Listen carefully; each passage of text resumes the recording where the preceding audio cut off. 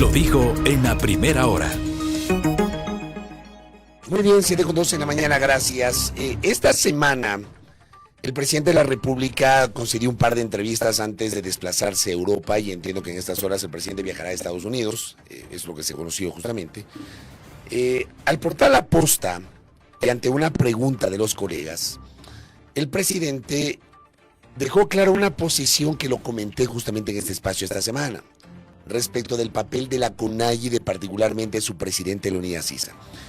Pongamos en contexto, porque vamos a justamente profundizar en aquello, pongamos en contexto y escuchemos, recordemos lo que le dijo el presidente esta semana al portal La Posta sobre el presidente de la CONAIE. Por favor. Es absurdo hacer un paro nacional en estado de excepción. Es enfrentarse al ejército, número uno. Número dos, no tiene razón alguna en este momento para hacer un paro. El presidente de la República soy yo, lo invito a que participe en el 2025, el líder de la CONAIE, que se lance a la presidencia. Si él quiere imponer medidas económicas, él debería hacerlo. Está bravo porque quiere que imponga una mesa de diálogo con él para que él me cuente cómo manejar la economía del país. Y yo le digo, no, gracias. O sea, yo puedo sentarme a conversar, tengo total apertura con todos los grupos sociales del país de tener un diálogo, pero ¿no lo recibiría Leonidas Sisa? Ese sentimiento de imposición me parece que no es el adecuado. Pienso que debería conversar también con la ministra de Gobierno, el señor Issa, y pues conversar, no imponer. Aquí está con nosotros el ingeniero Leonidas Sisa, presidente de la CONAIE. Leonidas, ¿cómo está usted? Qué gusto, bienvenido. Un saludo, muchas gracias, estimado Fabricio, estimado Belkis y a todo el pueblo ecuatoriano. Muchas gracias por la invitación. A ver, le pregunto si está bravo usted, porque dice el presidente que usted está bravo. ¿Está bravo con el presidente o no, ingeniero? No, en absoluto. Yo creo que cada persona tenemos nuestros caracteres. Una de las cuestiones que yo en toda mi vida desde niño es que tengo un carácter fuerte, pero eso no significa que esté bravo con alguien, sino simplemente están definidos nuestras personalidades, ¿no? Entonces, en ese sentido, no tengo en absoluto decir por qué tendría que generar una reacción negativa o de molestia con el presidente, al menos lo que ha estado haciendo en el tema de inseguridad, al menos creo que había un espíritu conjunto de todos los ciudadanos.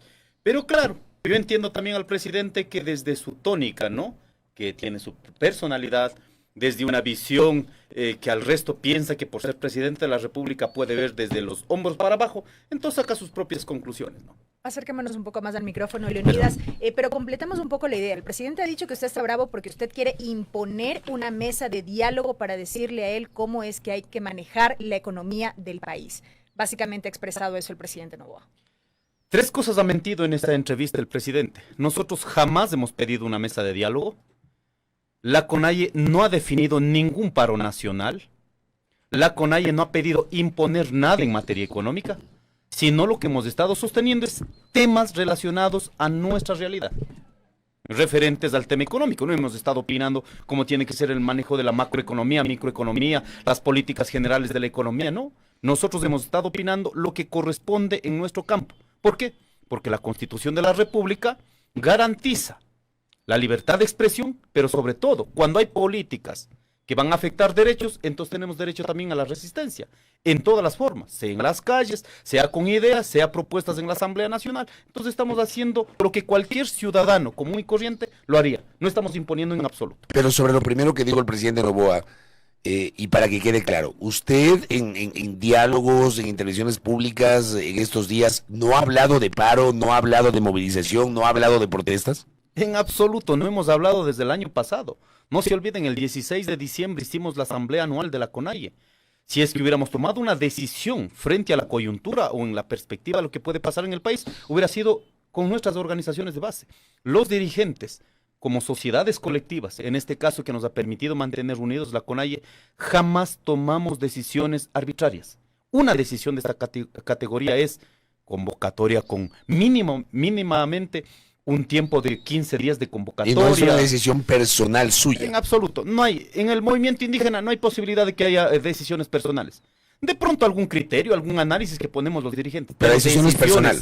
Eso es personal, análisis. Pero en decisiones de movilización, qué vamos a hacer, cuál es la agenda, incluso la planificación del año, la deciden las organizaciones, autoridades de base. Ahora, qué pena, solo esto, sí. Qué pena que una parte de la sociedad no entienda que hay una sociedad colectiva, que no es lo que dice el dirigente, sino lo que dice las bases, y el dirigente tiene que actuar en base a eso. Yo conozco cómo es evidentemente la lógica, la estructura de la CONAIE, que no es una decisión personal, hay un liderazgo sí, pero hay decisiones que se toman de manera colectiva. Usted deja claro que no ha habido ninguna decisión ni ningún anuncio de movilización, paro, protesta, etcétera. Pero también daría la impresión de que con esta declaración del presidente está cerrada la posibilidad de un diálogo directo del mandatario con la CONAIE, ¿o usted cree que sí existe esa posibilidad, Leonidas? Yo creo que con todos los elementos que ha ido demostrando en estos días del presidente de la República, en lugar de generar condiciones óptimas de tranquilidad que pueda generar en este momento tan doloroso, yo creo que él mismo ha ido desgastando esas posibilidades. Ahora veo en la Amazonía, por ejemplo, la Confenaie tomó una postura frente a la decisión de la estructura de la administración en la Amazonía, como por ejemplo el tema de la CTA. Pero resulta que al presidente le vale, ¿no? Lo que han ido generando es más bien problematizando entre las mismas autoridades.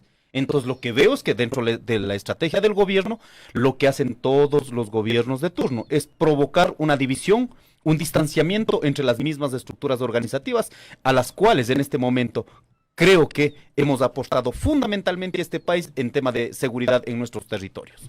Frente a una posible pretensión de solicitar esta moratoria para continuar con la extracción en el bloque 43 del Yasuní ITT, también se ratifican en que no se tienen previstas movilizaciones, algún tipo de levantamiento. Las acciones, quiero decir yo, se encaminarían hacia otros aspectos quizá legales. Creo que la decisión nuestra es sostener en que se cumpla la voluntad del pueblo. Vamos a defender en derecho. Una decisión de alguna acción, eso será tomado en una asamblea. Por lo tanto, eso igual no está definido. Pero yo quisiera decir, para que no generemos por gusto reacciones en la población, en los territorios de los pueblos indígenas, uno siendo demócrata tiene que cumplir lo que definió el país, pues, ¿no? No creo que en la Constitución hay procesos para una moratoria como la que se está presentando en esta oportunidad. Pero además de eso, el presidente de la República, como ayer yo había dicho, ¿no? O es que demuestra que es un absoluto oportunista o es que es un demócrata. ¿Por qué lo hemos puesto este criterio? Él se montó en la consulta popular, en la consulta del Yasuní. Él estaba totalmente de acuerdo que hay que salvar la tierra, hay que salvar la selva. Incluso en términos económicos, él decía que más o menos estaríamos dejando de percibir unos 6, 7 dólares.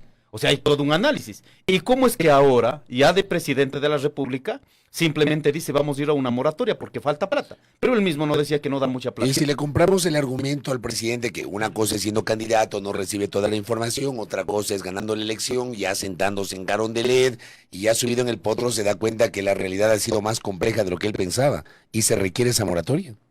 Bueno, pero en este momento lo que hay en concreto, en la realidad, es que hay una consulta que hay que cumplirla. Ahora, creo que también en estos escenarios sí necesita que la ciudadanía podamos entender todos y hay que presionar dónde está la plata, porque si no aquí se tienen políticas ocultas a breves rasgos nomás, ¿no es cierto? Se evidencia y luego se ocultan para sí mismo. ¿Dónde está la plata? ¿Dónde dijimos que hay que sacar la plata para mantener el tema del Yasuní? Simplemente cobremos a los que siempre se han beneficiado. Aquí se ha hablado mucho de los subsidios. Los subsidios, ya dijimos hace rato, cómo deberíamos pensar en una política. Desde el 2005 está planteado que debe haber una política de cómo garantizar los subsidios focalizados. Pero no se ha construido la política. Entonces, en ese sentido, yo creo que no se puede seguir pensando únicamente en la Amazonía ecuatoriana. Imagínense, la Amazonía ecuatoriana es el colchón del desarrollo de todo el país. ¿A dónde va la plata esa? Va a Quito, Guayaquil, las ciudades principales del Ecuador. ¿Qué dejamos en la Amazonía ecuatoriana? Solo de Sucumbíos y Orellana está aportando más de 13.000 millones de dólares al año. Todo el mundo aplaude, pero ¿qué estamos dejando? Se ha convertido en basurero en la Amazonía, el basurero del desarrollo. contaminación del agua, contaminación de la selva, contaminación de la tierra. Y ahora mismo el presidente de la República dice, bueno, como queremos que los delincuentes estén lejos, ¿no es cierto?, donde pueden recrear estos espacios de crimen, vamos a poner también la cárcel en el Puyo. Entonces la Amazonía se ha convertido hasta en basureros humanos. ¿Qué dice? Hay que mandar a la Amazonía. Que la Amazonía no tiene, en este caso, no tiene condiciones de turismo, no es que están vinculados a actividades económicas, hay que ir nomás a poner, no puede seguir siendo los territorios que han dado el aporte al desarrollo de este país, vistos como territorios donde pueden, en este caso, guardar el basurero que ha generado este desarrollo. Leonidas, ¿qué le está exigiendo en este momento y de forma concreta la CONAIE al gobierno nacional? A ver, primera cuestión, creo que tiene que evidenciar, todo el pueblo ecuatoriano debe saber dónde está la plata. Porque aquí se ha montado este show económico a partir de la inseguridad y se está haciendo todo lo que no se debería hacer. El incremento al IVA. Decimos que no. ¿Dónde puede recuperar la plata? Simplemente aplique el artículo 165, el numeral 1, donde permite al presidente de la República, una vez que declara el estado de excepción, puede tranquilamente cobrar por adelantado el impuesto a la renta. No decimos del 100%, el 70% calculado sobre lo que produjeron el año pasado. Eso puede hacer de manera inmediata, podría tener capitales frescos. ¿Qué más? De manera inmediata. No se puede, en este caso, seguir sacando la plata hacia afuera. El país está quedando sin dólares. ¿Por qué? Porque han sacado la plata como más se puede. ¿Qué tiene que hacer? Si quiere realmente garantizar el desarrollo de este país, pare la salida de divisas. Por lo tanto, tiene que volver al 5%. Ahí tendría otra cuota de recursos económicos recaudados. ¿Qué más puede hacer? Yo había presentado el día de ayer, ¿no? Desde el 2010 hasta ahora, los ricos, los 500 grupos económicos, porque aquí también no hay que atacar a la empresa que pagan impuestos. Pequeña, mediana empresa pagan impuestos, ¿no? Más o menos han beneficiado 58 mil millones de dólares desde el 2010 al 2024. Para que digan de dónde es la fuente, la fuente años. Está tomado, ¿perdón? En 14 años, en 14 años, 58 mil dólares, ubicando el último reporte. ¿Dónde dice? Fuente, las exoneraciones, incentivos, beneficios tributarios se tomaron del anexo de gastos tributarios del presupuesto general del Estado 2023 y los ingresos petroleros se tomaron de la información estadística mensual del Banco Central del Ecuador. Esto es lo que reposa en el sistema de rentas internas. Ustedes vieron, ¿no es cierto?, cuando salió esta ley que el presidente de la República puso de manifiesto y finalmente aprobaron 2 mil millones de dólares, un poco más. Estaba en firme, el Estado ecuatoriano no tenía que ganar un solo centavo más en litigio. Pero no, aquí vino la ley y se fueron regalando aquello. Entonces, al presidente de la República, en concreto lo que estamos diciendo es que, mire, no se puede cargar el peso fiscal, no se puede cargar en los hombros de los más pobres, la clase media y los pobres. Los pobres ya estamos aportando, los agricultores, a cómo estamos vendiendo los productos que consumen las grandes ciudades. Entre 50 y 60% estamos subsidiando nosotros. Además de eso, quieren que sigamos haciendo más esfuerzos. Yo creo que estamos en un país democrático que el que tiene más debe pagar más. No porque es comunismo ni socialismo, sino porque es una condición de justicia social. Ahora mismo sería bueno, ¿no?, que los ricos que ahora han atacado al movimiento indígena, a los sectores populares, manifiesten, como el acuerdo de Davos, ¿no es cierto? 268 millonarios y multimillonarios, ¿qué están diciendo?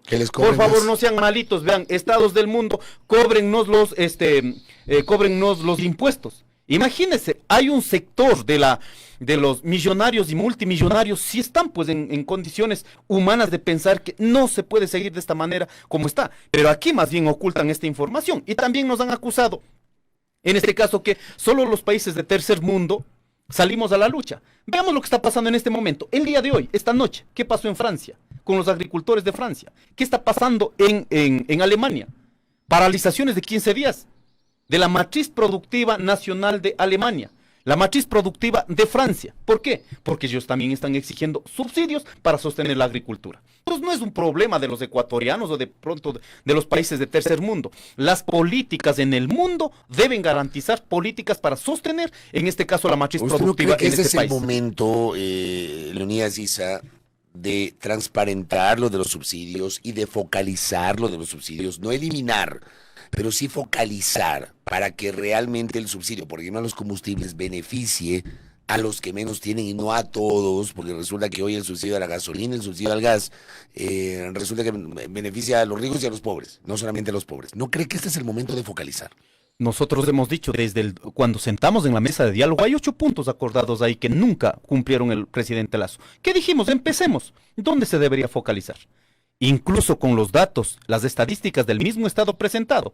En sectores camaroneras, no hay también, hay también disgregando, ¿no es cierto? No a todo a toda la producción camaronera, sino disgregando.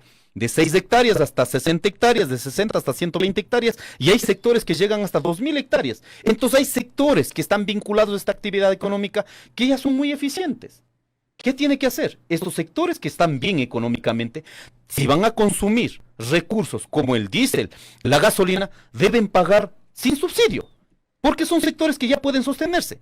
La pesca industrial, los atuneros. Vamos a ver, solo cuantifiquemos cuánto están utilizando de subsidios las empresas mineras en el sur del país. Cuantificables. ¿Por qué no se les quita el subsidio a estos sectores que ya están económicamente bien? Pero no puedes quitar pues a un taxista. No se puede quitar pues al transporte público. No se puede quitar esas tricimotos que ahora en la costa han servido de taxi, ¿no es cierto? En lugar de tener un carro, propietario. A esos sectores no se puede quitar los subsidios. Digamos que se mantienen los subsidios para esos sectores, porque el presidente ha dicho que se va a mantener para no afectar al transporte de pasajeros, al transporte de carga, etcétera. Entonces, se entiende que el gobierno está preparando esa medida. Pero ¿qué pasa con el resto? ¿Ustedes aceptarían que para el resto se elimine, por ejemplo, el subsidio a la gasolina extra o al diésel? Pero cuando decimos al resto, ¿a quiénes? Al resto de ciudadanos, aquellos que no son transportistas, que no tienen un taxi, que no tienen una tricimoto, al pequeño agricultor, aquellos que no tienen un camioncito que saca las legumbres del centro del país para traerlas acá al mercado mayorista de Quito. Yo creo que no. ¿Por qué? Debemos entender que el combustible es un factor de producción. No es un problema del que tiene carro, entonces como vos tienes condiciones económicas, yo puedo poner la gasolina en un carro. Lo que sí creo en la focalización es, en este momento, en primera instancia, es todos los que pueden pagar el combustible sin subsidio porque están económicamente bien. Entonces, focalicemos a los grandes que están consumiendo subsidios. Primer paso. Generar a todos, si esto desbalancea, ¿no es cierto? Si de pronto el incremento de combustibles incrementó un producto de primera necesidad, automáticamente se genera el incremento generalizado de los productos de primera necesidad.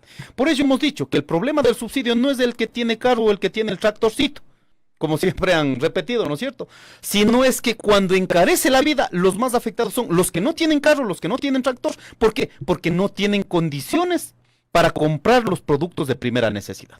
Por ello yo creo, en esta primera instancia, lo que se dejó planteado es que quitemos los subsidios focalizados, los sectores que ya pueden sostenerse económicamente. Mineras deben pagar el 100%, en este caso del combustible, sin subsidio, ¿no? Y en esa medida creo que es posible pensar con esa plata recuperada, ¿cierto? Ahí se decía 1.250 millones de dólares, trasladamos a los sectores menos favorecidos. Intentas equilibrar aquello, ahí creo que se puede pensar en una política de 5 o 6 años para estabilizar, capaz de que no siga siendo un debate permanente el tema de los subsidios en el Ecuador. Entonces debo entender que ustedes, si mañana o pasado el gobierno del presidente Noboa decide ir por la focalización del subsidio a la gasolina, ustedes no van a estar de acuerdo. Focalización sí, pero a los más ricos. A los grupos económicos, pero si es que dice, vamos a salvar solo a al sector transporte, a los taxistas y de pronto algún sector, eso va a generar un caos, no porque diga la CONAI, sino va a generar pero no van a estar de acuerdo en nosotros no estaríamos de acuerdo con esa forma de focalización, sino remitir a la focalización como habíamos dejado planteando en la mesa de diálogo. Y es más, sobre los datos del mismo Estado, nosotros no estamos inventando absolutamente nada, sino sobre la información que tiene el Estado. Incluso ahí decíamos, ¿no? Como el siguiente punto que se debería hacer. Se debe identificar cuántos carros hay en el Ecuador de alta gama. Eso sí, debe pagar, debe haber una capacidad técnica para poder instalar, capaz de que esos vehículos puedan pagar, los propietarios de esos vehículos puedan pagar combustible sin subsidio. Pero si aquí de pronto queda fuera de aquello, ¿no es cierto? El transporte comunitario, que no está legalizado, no hay un reconocimiento allí, pero son carritos que en ninguna parte del país vas a poder decir, vea, somos de tal cooperativa y subsídienos a nosotros. Eso no va a haber. Vea, más de 2 millones de motos que hay en la costa ecuatoriana, ¿cómo usted dice, vea, vamos a focalizar a estos que somos pobres? No existe. Son 2 millones de motos que están al servicio del transporte interno, está dinamizando la economía. Si usted dice no hay un mecanismo, pero finalmente elimina, ¿qué va a pasar con ese sector? Ese sector va a ser el más golpeado. Los pobres van a ser los más golpeados. Por eso creemos que la focalización debe ser a la inversa. Primero a los que sí pueden pagar. Eso sí es posible cuantificar. Se puede identificar. Pero de manera general, ¿cómo identificas para implementar una política lógica, a los sectores más pobres? Perdón, Bel, solamente esto. ¿Y la misma lógica ustedes manejan respecto del gas de uso doméstico?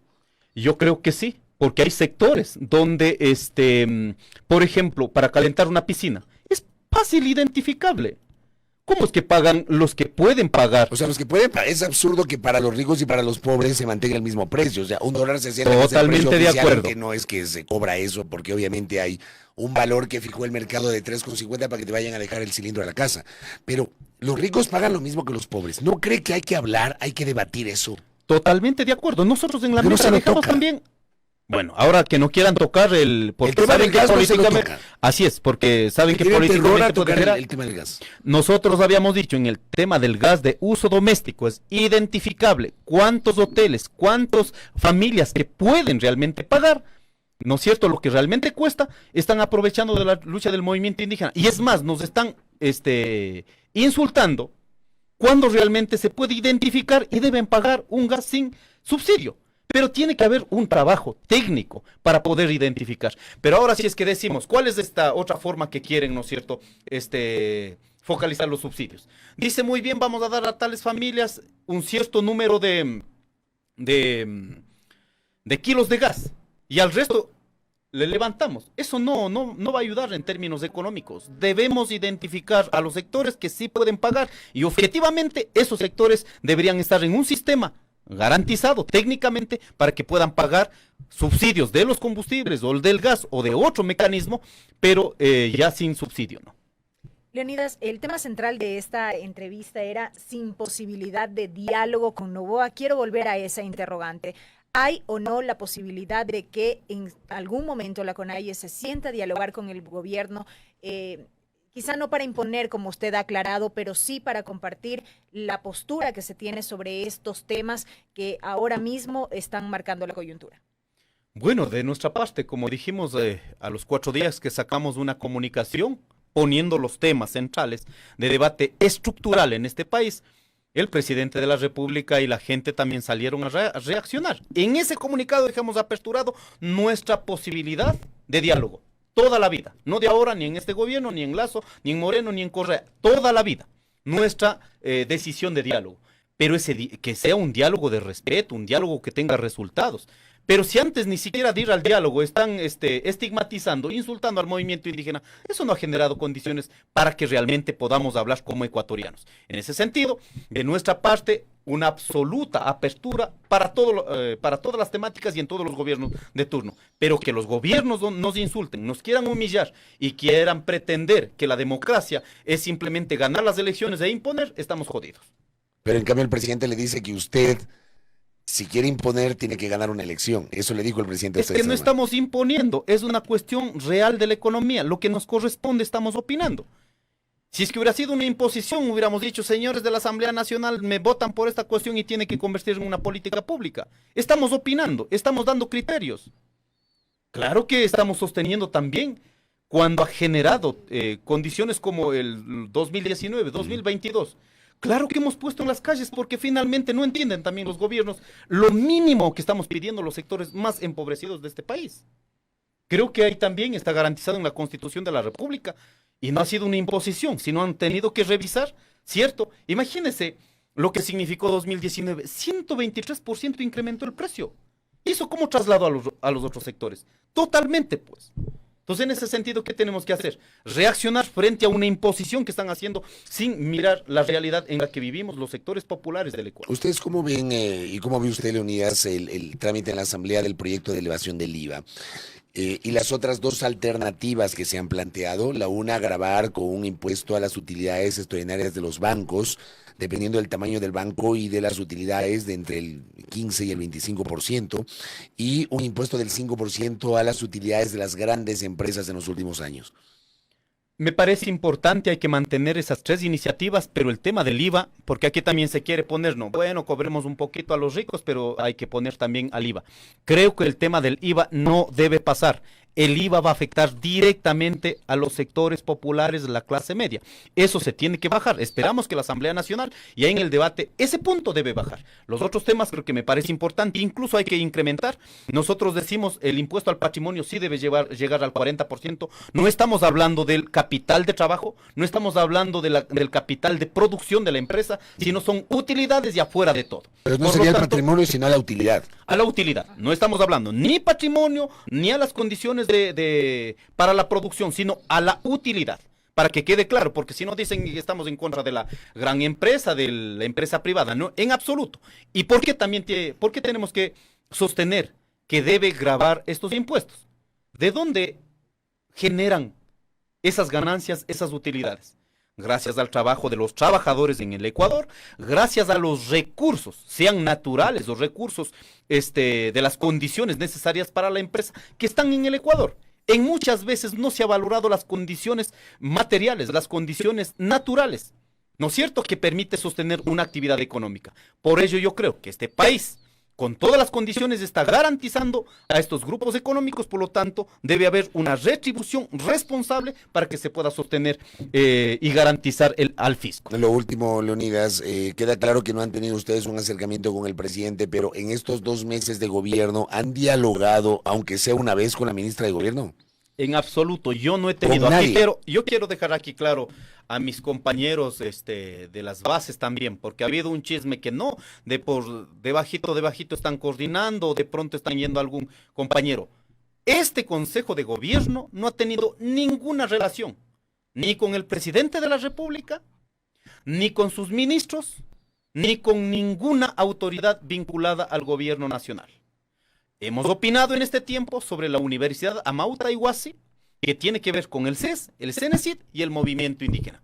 En eso hemos hecho una actoría, hemos puesto algunos criterios para que pueda avanzar. Pero en el resto de temas, lo que tengan que ver en política, en materia pública, en absoluto no hemos tenido ningún vínculo. ¿No han tratado ustedes de acercarse al gobierno? No lo han procurado ustedes tampoco. Claro. Alguien tiene que empezar, ¿no? No sé si hayan buscado o no hayan buscado, pero oficialmente a la CONAIE jamás. No, nosotros no vamos a buscar.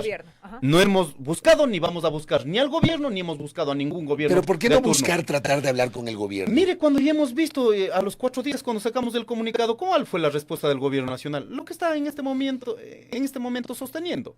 Entonces, en esas condiciones, pasar de miserables, el movimiento indígena tiene dignidad. Por lo tanto, si hay condición de diálogo, tiene que ser de igual a igual, en la perspectiva y en la posibilidad de que haya esa intencionalidad, como la hemos puesto nosotros. Pero nosotros de entrar después de que nos han insultado, nos han hablado, y encima de eso pidiendo, no lo hemos hecho. Si hay alguna condición, debe ser de igual a igual, con respeto, como cualquier ciudadano, con cualquier autoridad que tenga en este país. Pero entonces ese diálogo eventual ocurrirá únicamente si es que el gobierno busca acercarse a ustedes como CONAIE. Si es que hay esas condiciones, efectivamente llevaremos a una asamblea de la CONAIE y la asamblea de la CONAIE definirá. Ya saben cómo es, esto no es un problema de Leonidas dice el que quiere o no quiere hablar. Simplemente vamos a respetar en el límite que dice la democracia. No creo que la democracia, porque si en esta cantaleta ya venimos escuchando desde Lucio Gutiérrez, Correa en el 2010, Moreno dijo lo mismo, Lazo dice lo mismo, y ahora Daniel Noboa dice lo mismo. ¿La democracia es únicamente ganar elecciones? Por favor, dejemos del ridículo. Creo que la democracia es ganar elecciones, pero para gobernar contar con los criterios de todos los que componemos estos 18 millones de ecuatorianos. En ese sentido creo, nosotros, una parte importante de la sociedad ecuatoriana, porque unos dicen ya dejen de joder el movimiento indígena. Les quiero recordar, el movimiento indígena, estamos aquí, más de 6.000 años de civilización. Si ahora, desde 1810 al 1830 se dieron las repúblicas, pues entonces tenemos que convivir. Tampoco vamos a tener un espíritu fascistoide, como hemos visto en muchos sectores. O sea, hasta han venido de otros lados, imponen de otros lados y encima de ello pretenden ser propietarios de las tierras que hemos estado viviendo más de 6.000 años. Aquí tenemos que construir una sociedad intercultural, plurinacional, reconociendo lo milenario que somos, pero reconociendo también los últimos 200 años de la vida republicana del Ecuador. Así que empecémonos respetando, Las ideas que están aquí, nosotros vamos a seguir luchando, quieran o no quieran entender. Hay un Estado plurinacional, guardamos en estos 6.000 años, tenemos nuestras propias instituciones propias que funcionaron en estos años de vida de los pueblos indígenas originarios, justicia indígena, las guardias comunitarias, nuestros mecanismos de autodeterminación, el autogobierno. Todas estas formas son nuestras formas de vida de 6.000 años. ¿Qué quieren imponer para que limpiemos después de la República? Eso no lo vamos a hacer. Por lo tanto, invito a los ecuatorianos, en lugar de hablar al movimiento indígena, que estamos aquí más de 6.000 años, hay una colonia que nos impuso en todo el continente. No vamos a poder cambiar aquello, pero podemos convivir, podemos construir una sociedad diferente. Leonidas, gracias por el tiempo, muy gentil. Muchas gracias, un abrazo a todos. Gracias al ingeniero Leonidas Issa Salazar, presidente de la CONAIE, aquí en A Primera Hora. 7 de la mañana con 45 minutos, Belkis. Primera plana, todas las noticias, todas las voces.